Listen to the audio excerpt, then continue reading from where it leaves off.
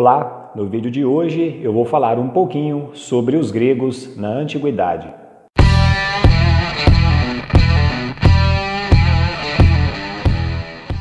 Nos séculos anteriores à era cristã, a principal região habitada pelos gregos era o sul da Península Balcânica. No mapa que vocês estão vendo na tela, é essa região indicada por esse retângulo na cor amarela. Então, o sul da Península Balcânica, junto ali com uma parte do que hoje é a Turquia e também com algumas ilhas que ficam no mar Mediterrâneo, em toda essa região nós tínhamos ali a presença dos gregos na antiguidade. Mas isso não significa que os gregos viviam apenas nessa região que está aparecendo aí destacada no mapa. Nesse outro mapa que vocês estão vendo agora na tela, nós percebemos aí que às margens do mar Mediterrâneo e também do Mar Negro, nós tivemos várias regiões que foram ocupadas pelos gregos na antiguidade. Isso porque os gregos colonizaram diferentes pontos, tanto nas margens do mar Mediterrâneo quanto nas margens do Mar Negro. E atenção, pessoal, quando a gente fala de Grécia Antiga, a gente não está falando de um país. Não havia um país chamado Grécia durante a antiguidade.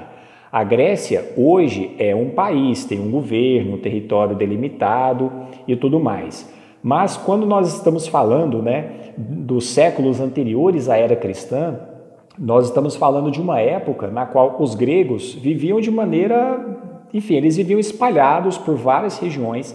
Não havia efetivamente um país chamado Grécia.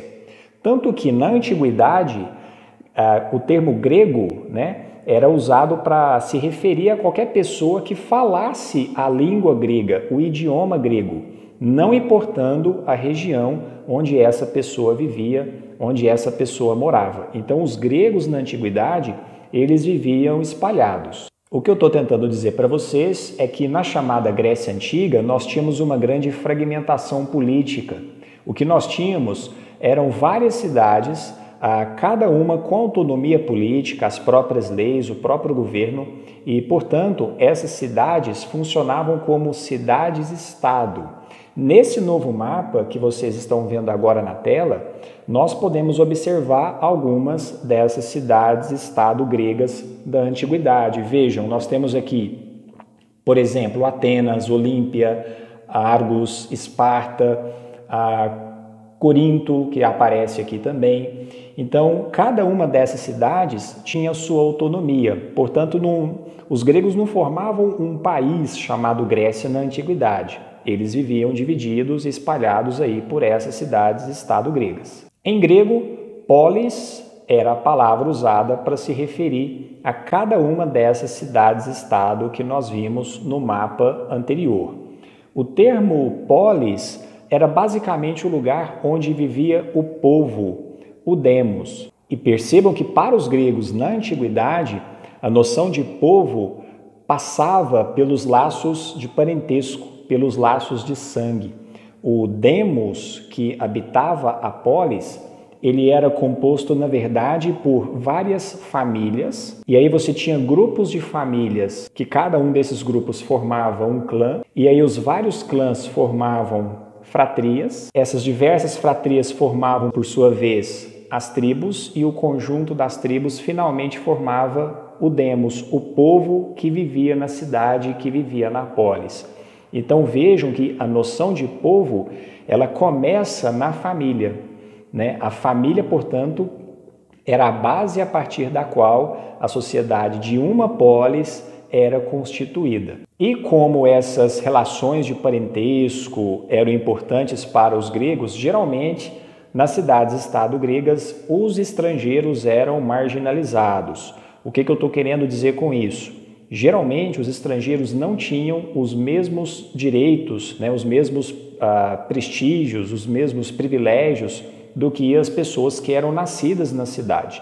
Então, havia essa característica na polis grega, em cada uma das polis gregas que nós tivemos aí na antiguidade.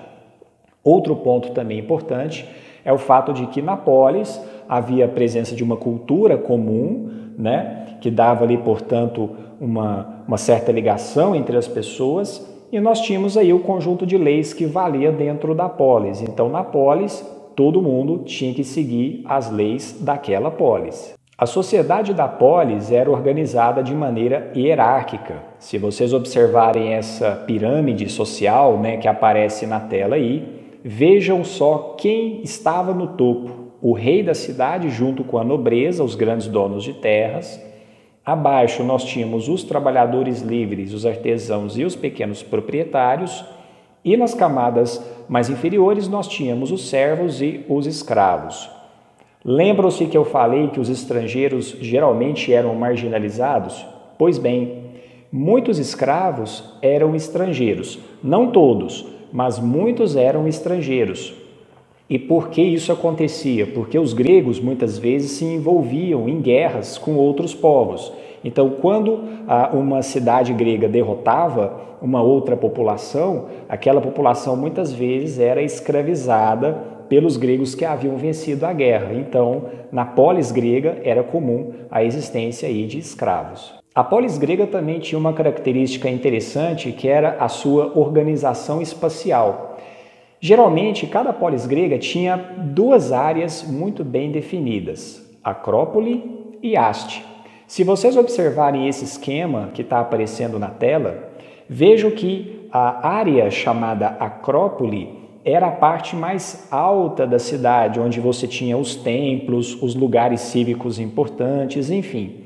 Enquanto que a parte conhecida como Haste era a parte mais baixa da cidade, onde você tinha o lugar do mercado, a praça pública, né, que era chamada de ágora, as residências. Eu tenho aqui uma fotografia interessante. Essa foto é do Partenon. O Partenon é um templo, né, um templo aí dedicado à deusa Atena, que fica na cidade de Atenas. Vejam a localização geográfica de onde foi construído o Partenon. É uma região alta, ele fica no alto da colina da Acrópole, justamente porque a região da Acrópole era a parte mais alta da cidade-estado grega. Então essa imagem ajuda a gente a entender um pouco o que eu comentei, né, da divisão espacial, aí, da organização espacial das cidades-estado gregas da antiguidade. Durante a antiguidade, para sobreviver, os gregos se dedicavam a várias atividades econômicas, como agricultura, pecuária, artesanato, o comércio. É claro que isso variava muito de cidade para cidade. Por exemplo, você podia ter uma polis onde o comércio era a atividade mais importante e outra polis onde a agricultura era a atividade mais importante. Então isso dependia muito do lugar, dependia muito da região. E como cada cidade-estado tinha autonomia política, cada cidade também tinha a possibilidade de ter a sua própria moeda. Os gregos usavam moeda nas suas trocas comerciais e cada cidade emitia a sua própria moeda. Então, se você fosse numa polis grega, a moeda usada era uma. Se você viajasse para outra, a moeda que era utilizada era outra. Entenderam? Então, você tinha uma moeda para cada cidade. Uma informação importante sobre a sociedade grega, sobre a civilização grega, é que a sociedade grega na antiguidade era patriarcal. Isso quer dizer o quê? Que os homens geralmente tinham muita autoridade, tanto sobre as mulheres, quanto sobre, os seus filhos aí na sua casa. Tanto que os casamentos, geralmente, eles não aconteciam por amor, eles aconteciam aí por interesses econômicos ou políticos. Ou seja, eram muito comuns os casamentos arranjados na Grécia Antiga. Fazendo uma comparação com os dias de hoje, a expectativa de vida média de um grego na antiguidade geralmente era mais baixa do que a atual expectativa de vida. E isso acontecia por causa das inúmeras doenças, que matavam muitas pessoas, e também porque você tinha muitas guerras que aconteciam, e no caso das mulheres, uma particularidade interessante: muitas morriam durante o parto. E aqui existe um dado curioso sobre a cultura grega, que é o seguinte: os gregos na antiguidade, eles consideravam que a mulher que morria durante o parto, a mulher que morria quando ela estava no processo de dar à luz a uma criança, essa mulher era considerada uma pessoa que tinha morrido de uma maneira digna, de uma maneira honrada. No caso dos homens, a boa morte, digamos assim, era a morte em combate, a morte na guerra. Então, o homem que morria lutando numa guerra, ele era considerado um homem que tinha morrido também de maneira honrada, né? Nós temos esse dado curioso, né, no modo como os gregos lidavam com a questão da morte. Ainda um pouquinho sobre a cultura grega, nós não podemos deixar de citar a realização dos Jogos Olímpicos.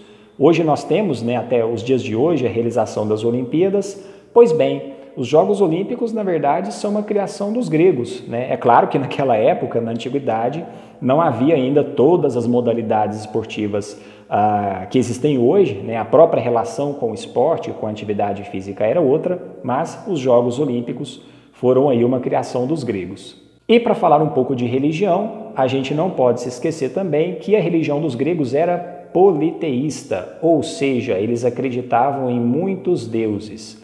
Então, os mitos gregos, né, que tinham ali como personagens os deuses gregos, muitas vezes eram usados para explicar a realidade do mundo, a realidade das coisas. Ainda sobre os deuses gregos, nós temos algo interessante, que era o seguinte: na antiguidade, os gregos acreditavam que os deuses, né, tinham uma forma parecida com a forma dos seres humanos, incluindo no que diz respeito ao comportamento.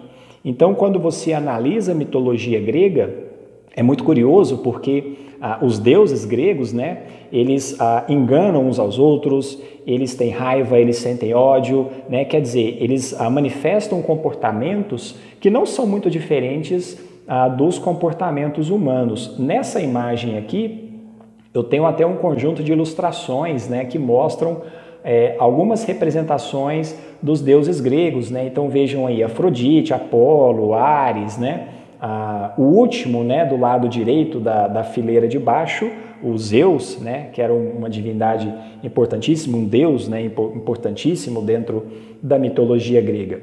Então, essa cultura grega, né, ligada ao pensamento religioso, era um tanto quanto diferente, né, por exemplo, do modo como muitos cristãos, né, lidam com a questão da divindade, com a questão de Deus, enfim, né, no modo de se retratar, né, essas figuras aí que, de acordo com os gregos, habitavam o Olimpo. E é isso, pessoal. Espero que vocês tenham gostado do vídeo. Quem gostou, deixa o like, aproveita, se inscreve também no canal e, se possível, compartilhe esse vídeo nas suas redes sociais, com seus amigos, com as pessoas que você sabe que estão estudando a disciplina de História e precisam aprender um pouco sobre os gregos na Antiguidade. Vou ficando por aqui, vejo vocês no próximo vídeo, abraço!